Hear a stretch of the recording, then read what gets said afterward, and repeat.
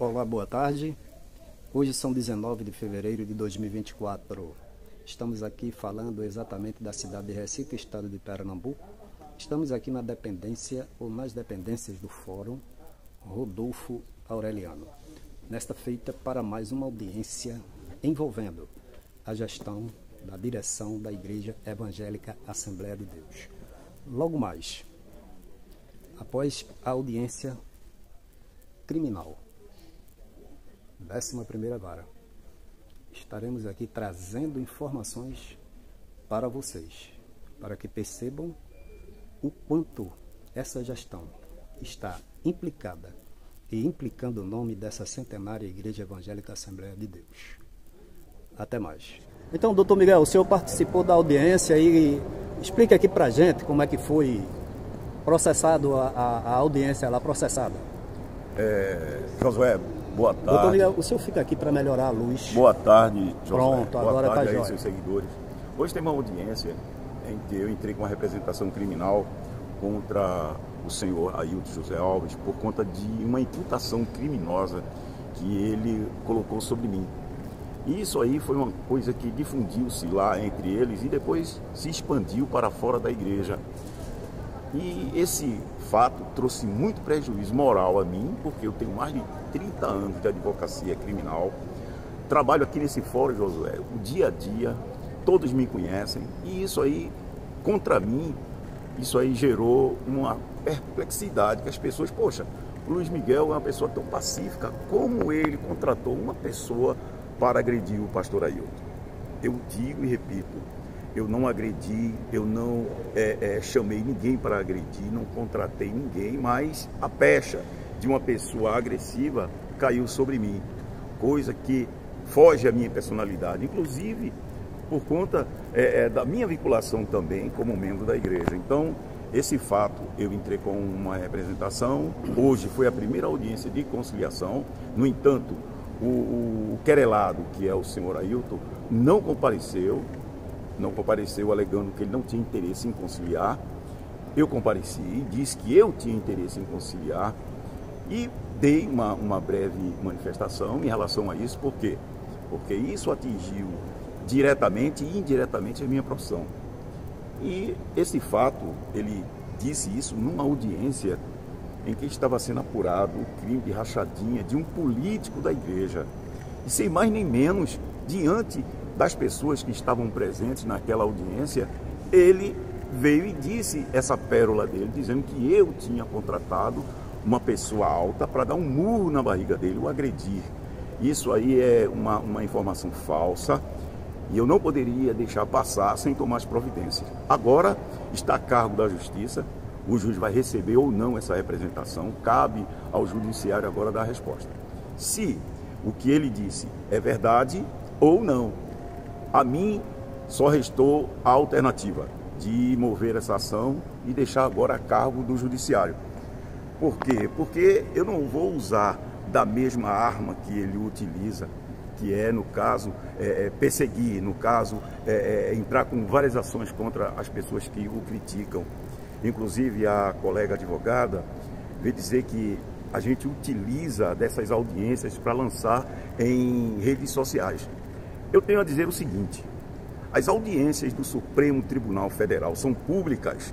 As audiências aqui nesse fórum, desde que não estejam sob segredo de justiça, também são públicas. Então, eu não acho nada demais se publicar o que acontece nessas audiências.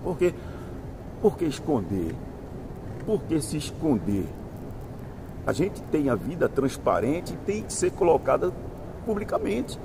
Tem a publicidade dos atos processuais que tem que ser obedecido. A gente ainda vive numa democracia, o Estado democrático de direito ainda está vigente. Então a gente tem esse direito. Foi questionado pela colega o fato de Josué e outras pessoas lançarem isso nas redes sociais. Vamos continuar lançando, porque a gente não tem outro meio que a igreja, a grande membresia, saiba do que acontece nas entranhas da igreja, o que acontece na administração. E essa administração, ela tenta calar todos, inclusive tem um processo também na OAB que tentaram me calar como advogado. Então, Eu só tenho a mídia, eu só tenho redes sociais para reclamar. E o judiciário, como eu estou fazendo aqui agora, vim, compareci, o juiz bem sensato, disse que não havendo a outra parte para conciliar, ele encerrava a audiência e agora vamos para a segunda etapa, se a minha queixa vai ser recebida ou não. E não sendo recebida, cabe os recursos naturais do processo penal e sendo recebida, o processo vai adiante com a devida instrução. Mas eu quero esclarecer a todos que o fato dessas notícias serem vinculadas às redes sociais não tem nenhum impedimento, nenhuma vedação. A gente está exercendo o livre direito de liberdade e de expressão. Então, eu quero simplesmente dizer às pessoas que pensam que há alguma conotação pessoal contra a igreja ou contra o seu gestor, não. A gente está simplesmente revelando e traduzindo a parte jornalística de tudo isso, porque o irmão Josué, como ele é youtuber, ele tem a liberdade e serve como um jornalista, a mesma função. Então, são essas palavras, Josué, que eu tenho a dizer, são essas palavras que, sinceramente, eu estou atingido pela acusação falsa a mim imputada e espero a justiça agora dar o resultado final.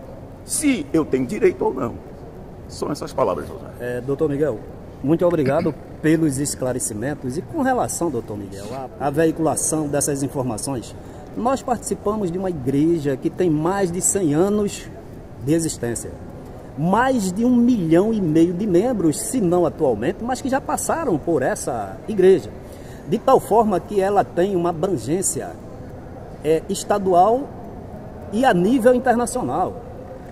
Voltando para a Bíblia, o apóstolo São Paulo disse que a vida do cristão, principalmente dos obreiros, deve ser uma carta aberta. De tal forma que, doutor Miguel, veja bem, eu não posso esconder as minhas atitudes, as minhas ações, eu não posso esconder os meus caminhos sob pena de cometer escândalo. Então, eu estou fora de conformidade com a palavra de Deus. Se, obviamente, as pessoas não querem ir a público, não querem dar informação, não querem ser assim, né, publicizadas, que andem na linha. E aí, em vez da gente denunciar, criticar, mostrar, a gente vai louvar.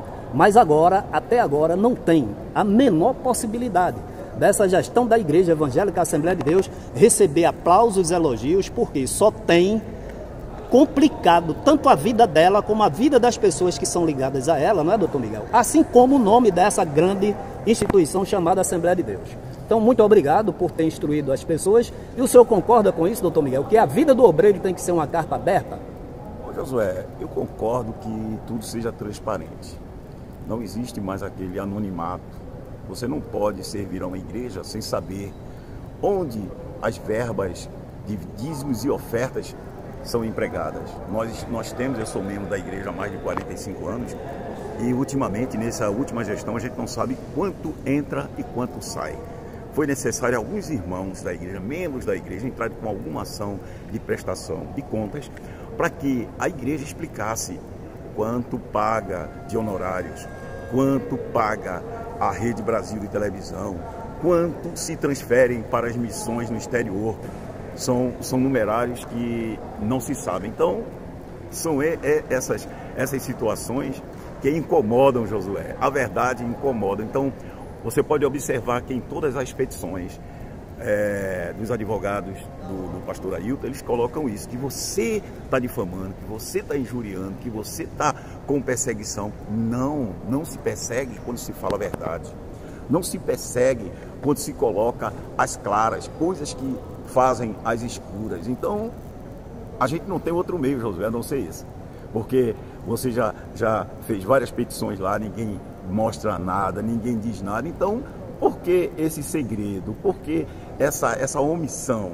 Se é membro, tem direito a acessar essas contas. Quanto entra? Por quê? Isso é até um estímulo para quem paga dízimo, porque você está sabendo que aquele dízimo está sendo bem empregado. Então são essas coisas, Josué, que incomodam, que vai continuar incomodando. E eu temo até, Josué, vou revelar aqui para você, eu temo até pela sua vida e pela minha vida, porque nós corremos risco de vida, você sabe muito bem. Nós estamos mexendo com pessoas poderosas, pessoas que se escondem detrás de grandes escritórios de advocacia para tentar subjugar, tentar calar essas simples pessoas que alçam voz no sentido de criticar algo que está errado, está irregular. Isso é normal. A gente não tem outro canal para a divulgação disso, a não ser as redes sociais, porque juridicamente ele não presta conta, ele vem resistindo. Então, as redes sociais. Não se trata de perseguição, se trata de informação, é o direito de informação que você tem como youtuber, como cidadão e como membro da igreja. São essas minhas palavras, Josué. Obrigado, doutor Miguel. Eu quero dizer que Josué Augusto vai continuar informando, continuar acompanhando a vida. Não é perseguição. Se as pessoas querem manter sigilo sobre as suas ações, sobre as suas atitudes, façam as coisas de tal forma que não atinjam a terceiros. Ou seja, deixem de ser pública, deixem de presidir, deixem de fazer gestão de pessoas. Mas enquanto houver motivo para a gente estar discordando, denunciando, enquanto houver não conformidade, conforme já falamos, Josué vai aqui acompanhar sim, aqui ó, no fórum. Eu virei para aqui, irmãos, tantas quantas vezes forem necessárias, fazendo uso do meu direito da liberdade de expressão.